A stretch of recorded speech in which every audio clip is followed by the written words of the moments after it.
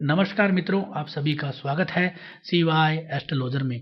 आज के इस वीडियो में हम चर्चा करते हैं इस जन्म कुंडली में बनने वाले राजयोगों के बारे में और इस जन्म कुंडली में शिक्षा के लिए विदेश यात्रा का जो योग बना है उसके ऊपर भी हम चर्चा करेंगे। सबसे पहले लग्न की बात होनी चाहिए, यानी कि लग्न क्या है, कौन सा लग्न है और कितने डिग्री का है। ये सबसे महत्वपूर्ण होता है जन्म कुंडली में देखना। यहाँ पे जो लग्नेश हैं वो आपके शुक्र देवता बनते हैं और शुक्र देवता जो हैं वो जन्म कुंडली में लग्न में विराजमान है। इसका मतलब क्या है कि यहाँ पे मालव्य नाम का पंच महापुरुष योग बन गया। तो ये बहुत ही महत्वपूर्ण और ताकतवर योग है। लग्न जो है वो इस जन्म कुंडली में 7 डिग्री का है।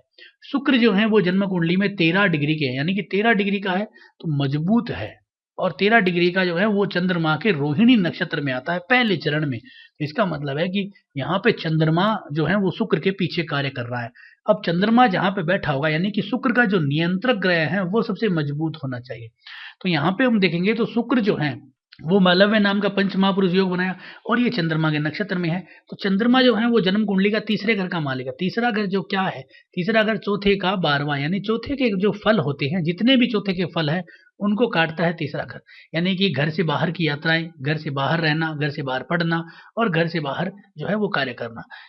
और इसमें घर से बाहर का मतलब होता है कि ये नहीं कि अपने घर से बाहर, ये हम अपने स्टेट से बाहर हो सकता है, अपने देश से बाहर हो सकता है, या फिर जितनी जातक की समर्थता है, यानी कि जैसे कोई व्यक्ति है पैसे वाले नहीं है, गरीब लोग हैं, तो उनका जो जातक है, जो उनका बच्चा है, वो अपने घर से बाहर, जैसे अपनी नानी के वहाँ, मामा के वहाँ, या फिर अंकल आंटी जो दूर रहते हैं, अच्छी जगहों पे है, तो वहाँ पे पढ़ाई कर सकता है, या फिर अपनी समर्थता के अनुसार वो दूसरे गांव में, शहर में, या फिर दूसरी कंट्री में भी पढ़ाई कर सकता है। तो आप इस चीज को इस तरह से लें। तो तीसरा घर चौथे को काटता है। इसके बाद ये जो तीसरे घर का जो मालिक है चंद्रमा, वो आपकी जन्म कुंडली के अंदर जो है वो 9वें घर में बैठा है। 9वां घर लंबी यात्राओं का है, विदेश यात्राओं का है और उच्च शिक्षा का है। तो यहाँ पे जातक के मन में हमेशा से ये रहेगी कि जातक जो है वो दूर देश में पढ़े या फिर अपने से घर दूर जाके अच्छी शिक्षा प्राप्त करे, क्योंकि यहाँ पे जो है वो शुक्र वो चंद्रमा के ऊपर डिपेंड है, क्योंकि शुक्र का नक्षत्र चंद्रमा है। तो ये यहाँ पे एक चीज निर्धारित हो जाती है। दूसरा क्या होगा, यहाँ पे अगर हम दूसरा महान राजयोग देखेंगे तो वो बन रहा है शनि का ससा नाम का पंच महापुरुष योग। सस योग बन जाना एक बहुत ही महत्वपूर्ण होता है और कर्म के क्षेत्र में बनता है तो और ही ज्यादा महत्वपूर्ण, क्योंकि कालपुरुष की जन्म कुंडली में शनि जो है वो 10वें और 11वें घरों का मालिक है। तो यहाँ पे शनि कुंभ राशि में है, तो यहाँ पे बहुत ही महत्वपूर्ण योग बन गया। और जो चंद्रमा है वो शनि की राशि में है, तो इसका मतलब है कि जातक के मन के विचार, विकार और सारी वो चीजें हैं वो कहीं ना कहीं शनि से संबंधित हैं। शनि की तरह कठोर और शनि की तरह पूरे के पूरी मेहनती हैं। तो इसका मतलब ये दिखाता है कि यहाँ पे जो ससा नाम का पंच महापुरुष है वो बहुत मजबूत है। और शनि जो है यहाँ पे जो है अपनी राशि में बैठा है और नवमास में भी अपनी राशि में, यानी कि जन्म कुंडली और नवमास कुंडली दोनों का जो नियंत्रक ग्रह है वो शनि ही है। नवमास कुंडली से संबंधित आपको अगर कोई सीरीज सीखनी है तो आप मेरे इस यूट्यूब चैनल पे मैंने नवमास के बारे में एक बहुत अच्छी सीरीज बनाई है, जिससे आप नवमास कुंडली को पूर्ण रूप से समझ सकते हो। तो यहाँ पे जो हम बात कर रहे थे कि शनि शनि और नवमास का दोनों का नियंत्रण ग्रह शनि है, तो शनि बहुत मजबूत है। शनि को अगर आप देखोगे तो 16 डिग्री 28 मिनट का आपका जो है वो सतभिषा नक्षत्र में है, जिसका मालिक जो है वो राहु है। और राहु जो है वो आपकी जन्म कुंडली में 7वें घर में केंद्र में विराजमान है और शनि जो है वो राहु के ऊपर अपनी 10वीं दृष्टि डालता है। तो यहाँ पे देखिए शनि की 7वीं दृष्टि यहाँ पे 8वीं 9वीं और 10वीं, तो राहु शनि से दृष्ट है और राहु जो है वो शनि को ऑपरेट करता है। तो यहाँ पे शनि ही इसका मालिक बन गया है, तो ये एक बहुत ही बड़ा प्लस पॉइंट हो गया। तो जाति का कर्म बड़ा है तो इसका मतलब है जातक को या जातिका को बहुत अच्छा करना है कभी ना कभी भविष्य में, तब जाके इस तरह की गणना यहाँ पे निर्माण होता है। तो 2 महान राजयोग बन गए हैं, ये एक बहुत ही बड़ी चीज है इस जन्म कुंडली में। शुक्र जो है वो आपका यहाँ पे मालव्य में था और ये शनि जो है वो ससा नाम के पंच महापुरुष में योग था। अब इस जातक का जो है वो लग्न की डिग्री क्या है, लग्न 2 वृषभ राशि है और ये लग्न की डिग्री है 7.20 डिग्री, यानी कि कृत्तिका सूर्य के नक्षत्र में। अब सूर्य जो है वो जन्म कुंडली के अंदर जो है वो कहाँ से जुड़ा है, सूर्य जुड़ा है आपके जन्म कुंडली में 12वें घर से। 12वें घर में उच्च का हो रहा है, यानी कि आप इस जन्म कुंडली को देखिए कितनी महत्वपूर्ण और ताकतवर कुंडली बन गई है। लग्न में शुक्र जो है वो मालव्य योग में, कुंभ राशि का शनि है वो आपका ससा योग में और सूर्य जो है वो उच्च का हो गया बुध के साथ, बुध आदित्य योग में। बहुत ही महत्वपूर्ण बना। अब आप यहाँ पे देखिए लगन को, यानी कि जातक की चीज़ों को बाहर कैसे भेजता है। पहले तो सबसे पहले लग्न में केतु का विराजमान होना, यानी कि लग्न को दिखा देना कि भाई मैं जो है वो अपने घर से दूर, क्योंकि केतु छुड़ावे खेत। तो केतु क्या करता है कि यहाँ पे सेपरेटिव प्लेनेट है, तो अपने जातक को अपने लोगों से और अपने व्यक्तित्व से अलग करेगा। दूसरा शुक्र जो है वो किससे जुड़ा था, वो जुड़ा हुआ था आपके चंद्रमा से, तो चंद्रमा की राशि तीसरे घर में, और चंद्रमा जो है खुद नवे घर में, यात्राओं घर में बैठा है। लगन की जो डिग्री है वो जुड़ी हुई है सूर्य से, और सूर्य उच्च का कहाँ पे, 12वें घर में। तो हम यहाँ पे सीधे तौर पे कह सकते हैं कि जातक का जीवन विदेश में या अपने घर से बहुत दूर निकलना है, वो अपनी समर्थता के अनुसार बात की जा सकती है। यहाँ पे बुध आदित्य योग बन गया है। क्या ये बुध आदित्य योग बना है या नहीं बना है? कई बार जो है लोग सूर्य बुध को देखते हैं, बुध आदित्य योग बन गया। तो बुध आदित्य योग तो दिखने से नहीं बनता है, उसको आपको पूर्ण रूप से स्टडी करना पड़ेगा।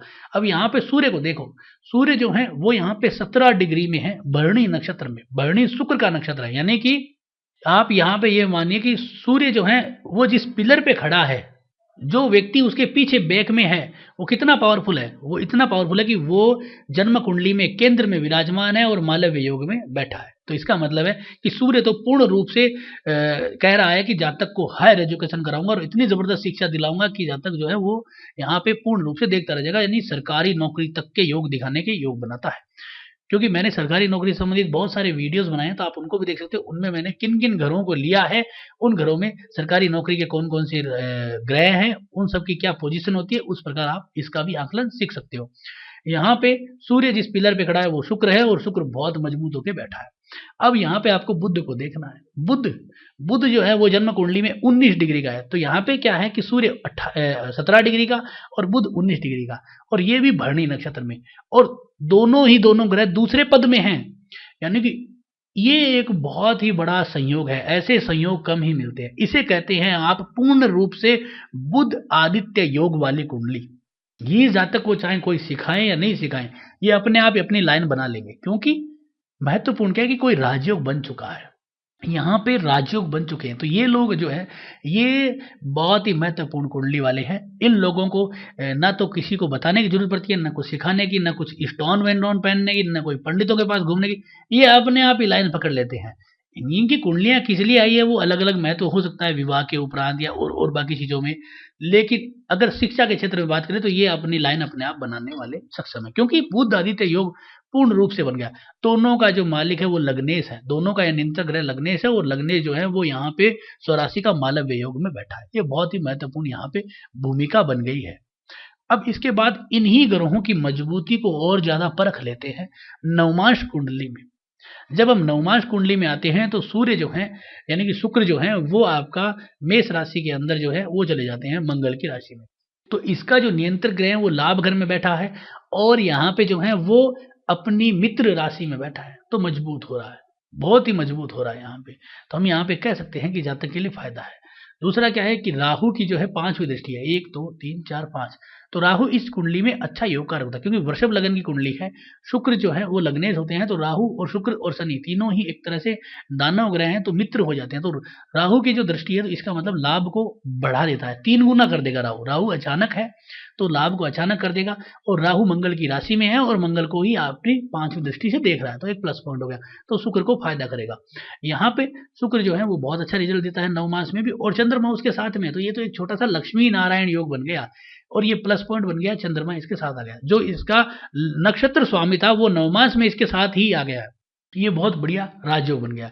शनि जो था वो अपना स्वराशि में है, यानी कि ये यहाँ पे वर्गोत्तम है, राशि वर्गोत्तम ग्रह बन गया, बहुत ही मजबूत बन गया, और जातक को सबसे अधिक लाभ दे दिया।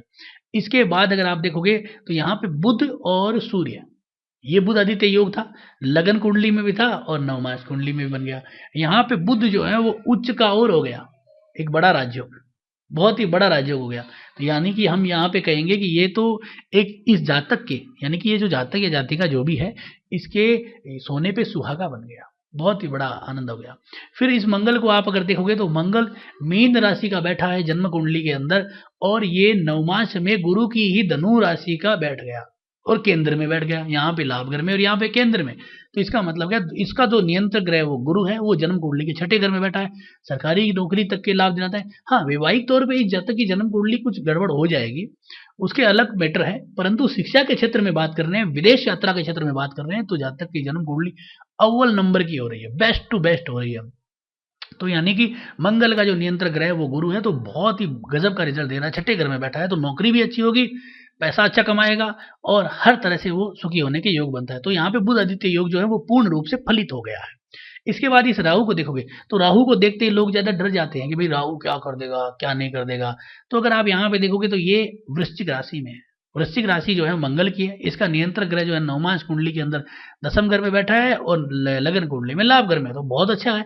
प्लस एक और बहुत बड़ा राजयोग का निर्माण हो जाता है यहाँ पे। कौन सा राजयोग है, यहाँ पे देखिएगा कि कर्क जो राशि है, वृश्चिक जो राशि है और मीन जो राशि है, यानी 4, 8 और 12 जल तत्व राशियां जो हैं, उनमें अगर कोई ग्रह बैठा है और वो नवमांश कुंडली में कर्क और कन्या राशि में चला जाता है, तो जातक के पुष्कर नवमांश में वो ग्रह चला जाता है, यानी कि जातक के वहां पे बहुत बड़ा राजयोग का निर्माण होता है, जिसे हम पुष्कर नवमांश कहते हैं।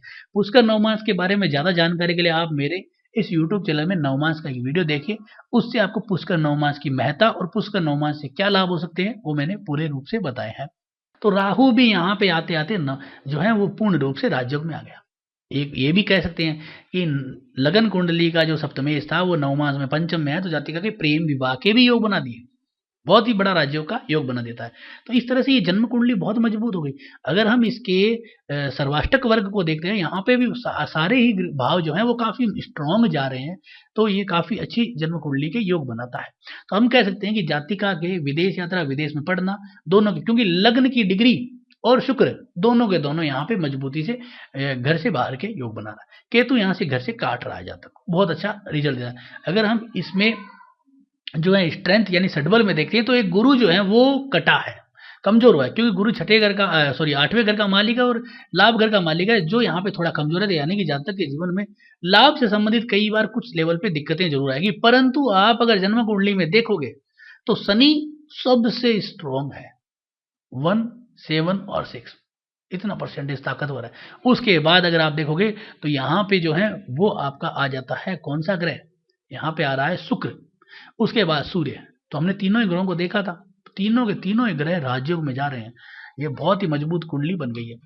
इसमें क्या है कि अगर आप कुछ योगों को नहीं समझ पाते हो तो इस सॉफ्टवेयर में इस तरह से आपके बारे में योगों के लिखा होता है। जैसे मालव्य योग जो है वो शुक्र से निर्मित हुआ है, यहाँ पे एंजॉय लग्जरीज एंड हैप्पीनेस। ससा नाम का पंच महापुरुष योग है वो शनि से निर्मित हुआ है। इसके पास निपुणा बुध आदित्य योग, तो यहाँ पे जो है वो D1 चार्ट में सूर्य और बुध से बना है। तो इस तरह से यहाँ पे राजयोगों के बारे में भी लिखा होता है। तो जो मेन राजयोग हैं उनको आप नजर में रखिए, बाकी जो है वो तो कुछ चीजें जो है हमें समझ में नहीं आती है तो उसको छोड़ देना चाहिए। तो ये तीनों के तीनों राजयोग यहाँ पे पूर्ण रूप से अच्छे तरीके से लिखे हुए हैं। तो इस तरह से आप जो है वो इस जन्म कुंडली के अंदर या आपके पास जो भी जन्म कुंडली है उसका पूर्ण रूप से आंकलन कर सकते हैं, दृष्टियों के माध्यम से भी और ग्रहों की डिग्री और नक्षत्रों के माध्यम से। जब आप नक्षत्रों को देखोगे तभी पता चलेगा। अब जैसे कई लोग बुध आदित्य योग को बस देखते कि हाँ भाई तुम्हारे बुध आदित्य योग में, लेकिन वो देखते नहीं कि बुध कहाँ है, सूर्य कहाँ है। वो बुध जो है वो दिल्ली में है, सूर्य जो है वो आपका जो है जयपुर में है, तो कैसे बुध आदित्य योग बन गया, इसको आप देखना पड़ेगा। जैसे यहाँ पे हमने देखा 17 डिग्री का सूर्य भरणी नक्षत्र के दूसरे चरण में, बुध को देखा 19 डिग्री का सूर्य बुध भरणी नक्षत्र के दूसरे चरण में, इसे कहते हैं बुध आदित्य योग। तो इस तरह से आप जो है वो जन्म कुंडली का फलादेश करें। तो आज का ये जो वीडियो था आपको कैसा लगा जरूर बताएं। अच्छा लगा तो लाइक करें, शेयर करें, सब्सक्राइब करें। धन्यवाद दोस्तों।